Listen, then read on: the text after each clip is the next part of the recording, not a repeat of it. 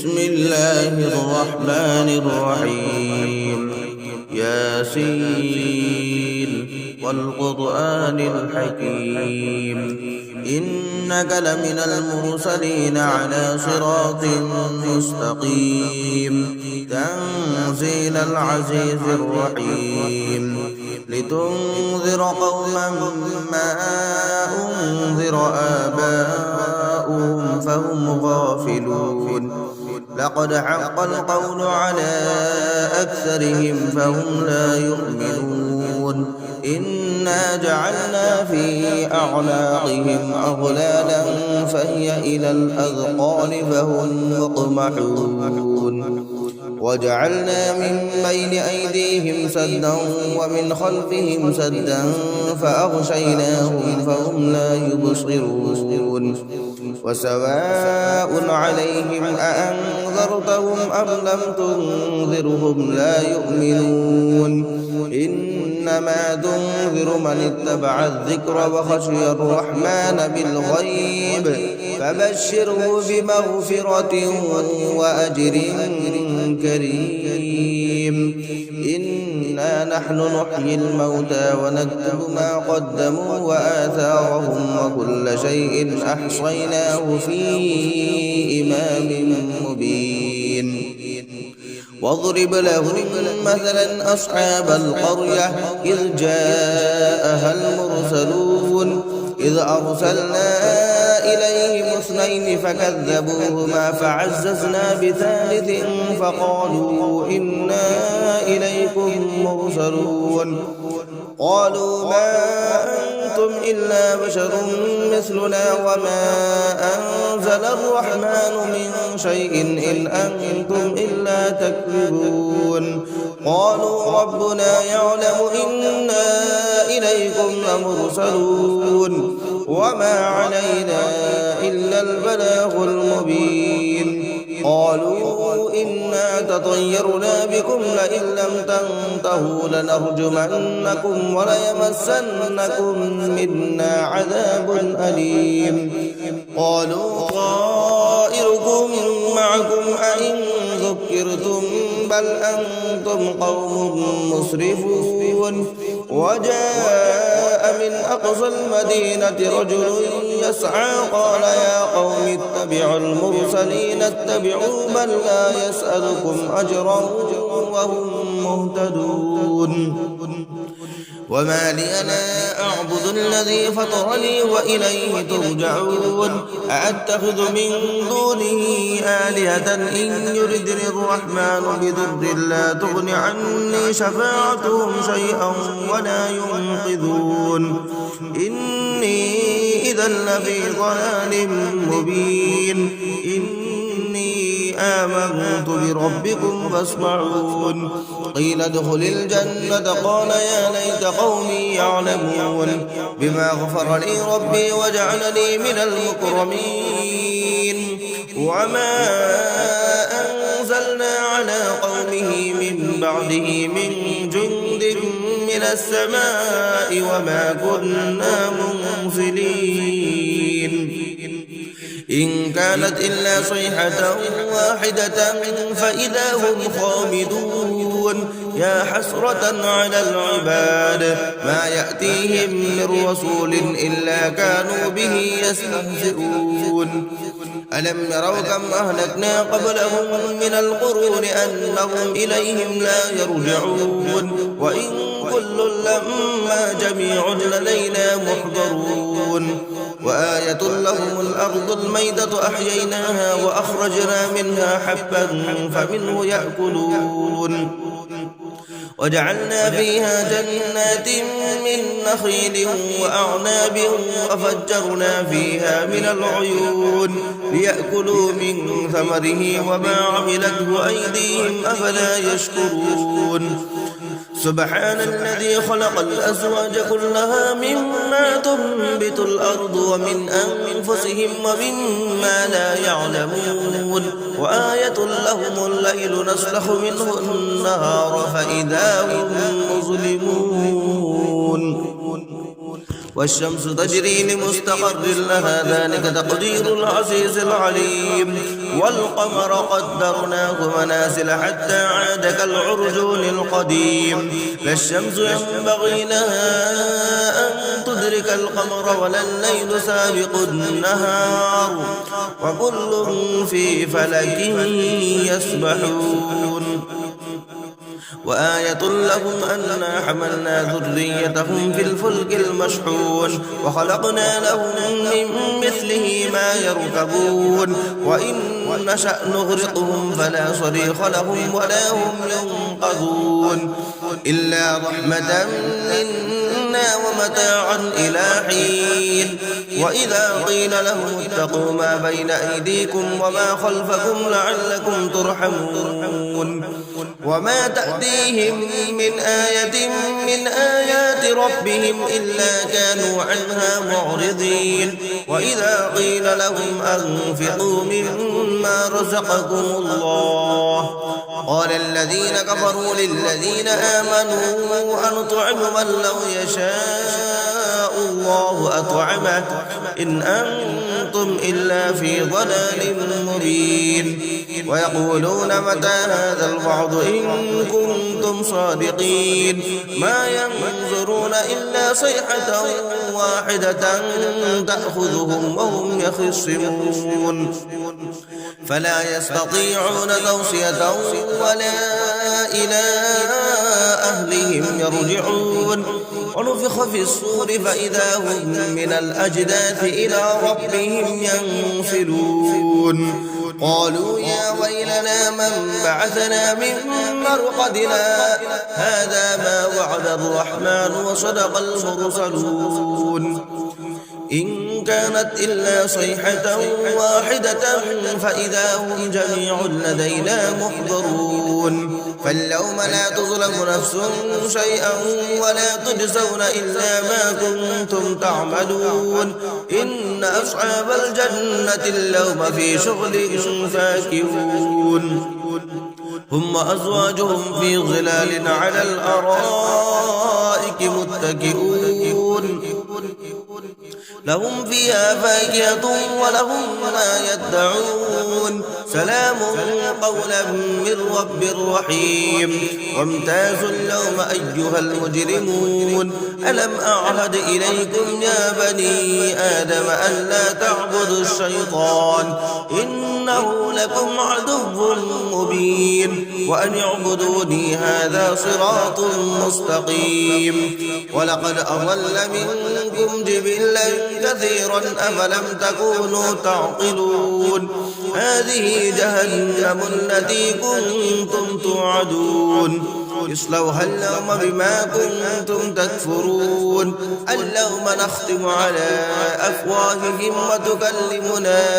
أيديهم وتشهد أرجلهم بما كانوا يكسبون ولو نشاء لطمسنا على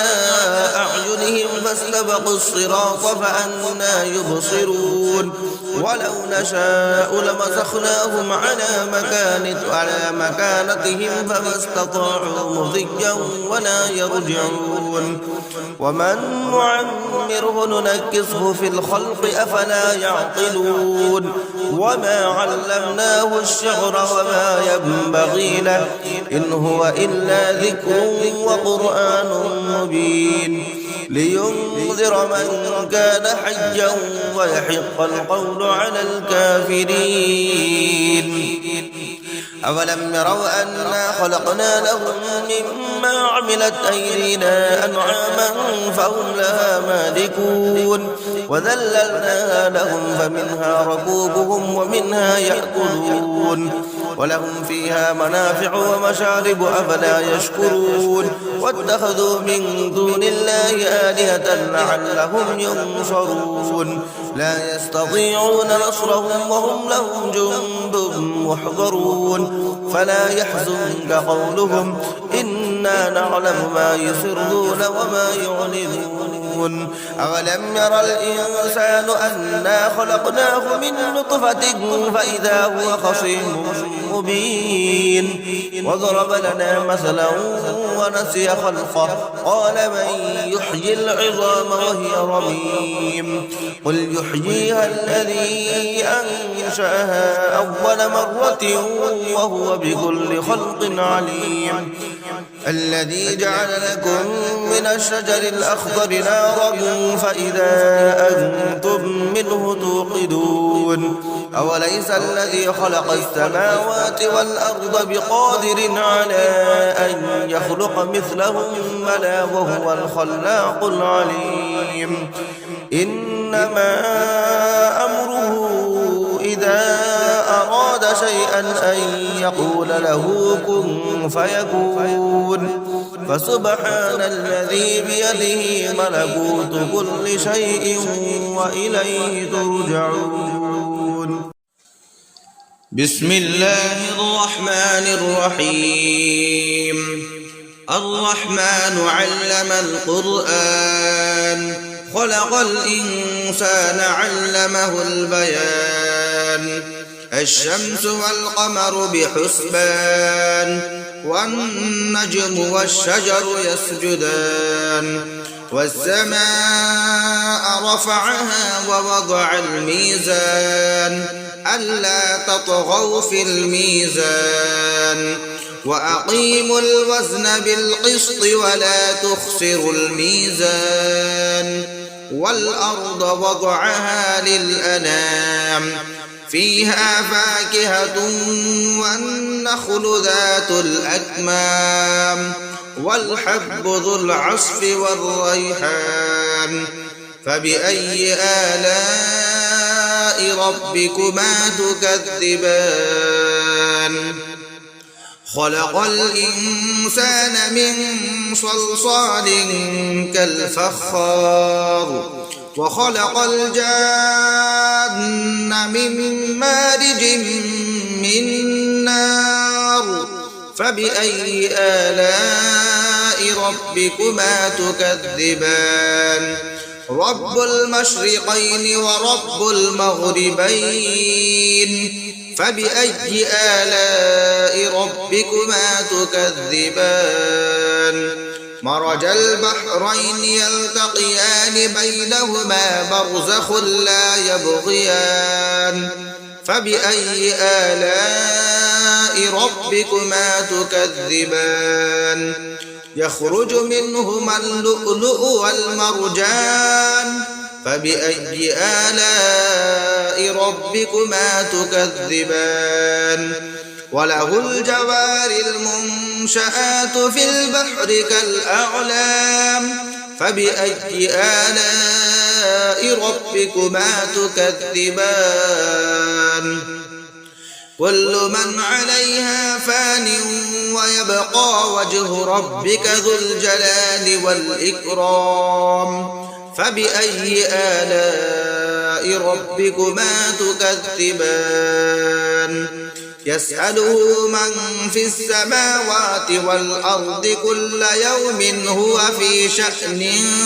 فبأي آلاء ربكما تكذبان سنفرغ لكم أيها الثقلان فبأي آلاء ربكما تكذبان يا معشر الجن والإنس إن استطعتم أن تنفذوا من أقطار السماوات والأرض فانفذوا لا تنفذون إلا بسلطان فبأي آلاء ربكما تكذبان يرسل عليكما شواظ من نار ونحاس فلا تنتصران فبأي آلاء ربكما تكذبان فإذا انشقت السماء فكانت وردة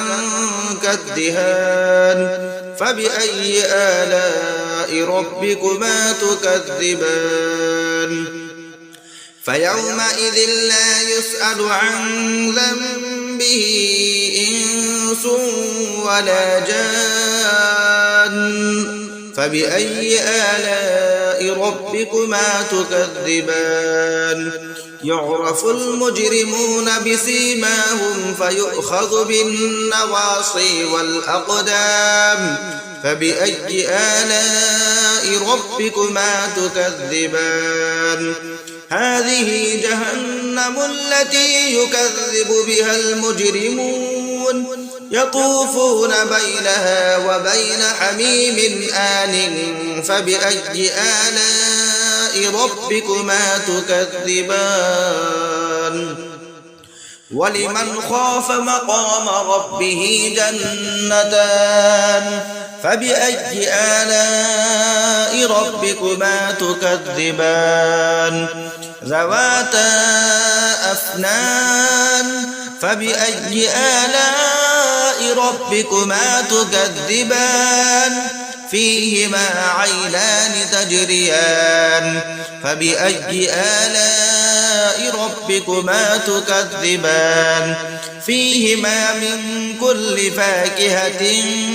زوجان فبأي آلاء ربكما تكذبان متكئين على فرش بطائنها من استبرق وجنى الجنتين دان فبأي آلاء ربكما تكذبان فيهن قاصرات الطرف لم يطمثهن إنس قبلهم ولا جان فبأي آلاء ربكما تكذبان كأنهن الياقوت والمرجان فبأي آلاء ربكما تكذبان هل جزاء الإحسان إلا الإحسان فبأي آلاء ربكما تكذبان ومن دونهما جنتان فبأي آلاء ربكما تكذبان مدهامتان فبأي آلاء ربكما تكذبان فيهما عينان نضاختان فبأي آلاء ربكما تكذبان فيهما فاكهة ونخل ورمان فبأي آلاء ربكما تكذبان فيهن خيرات حسان فبأي آلاء ربكما تكذبان حور مقصورات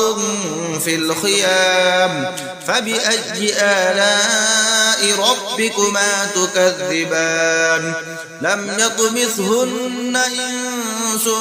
قبلهم ولا جان فبأي آلاء ربكما تكذبان متكئين على رفرف خضر وعبقري حسان فبأي آلاء ربكما تكذبان تبارك اسم ربك ذي الجلال والإكرام